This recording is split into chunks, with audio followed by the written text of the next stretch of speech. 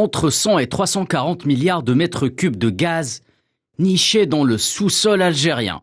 Sonatrach lève le voile sur la plus importante découverte de ces 20 dernières années.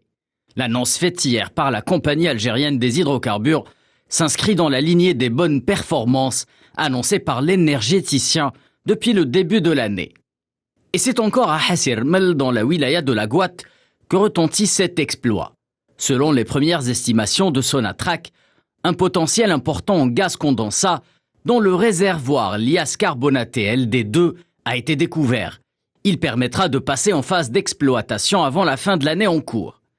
Sonatrach explique en effet qu'un programme de travaux de développement est en cours d'exécution pour confirmer les volumes estimés et réaliser des productions fast-track de l'ordre de 10 millions de mètres cubes par jour à partir du mois de novembre 2022. Si on fait des petits calculs, ça va faire 3,6 milliards de mètres cubes par an qui se rajoutent à 84 à 85 milliards de mètres cubes qui sont déjà produits par l'Algérie actuellement. À titre d'information, le condensat a un rôle primordial de la pétrochimie et le raffinage. Il sert pour l'industrie du plastique et aussi pour rentrer dans le mélange, pour alléger le brut dans son transport. Évaluées à quelques 4,5 trillions de mètres cubes, les réserves algériennes de gaz vont passer à quelques 4,8 trillions, soit une hausse de 6,6%.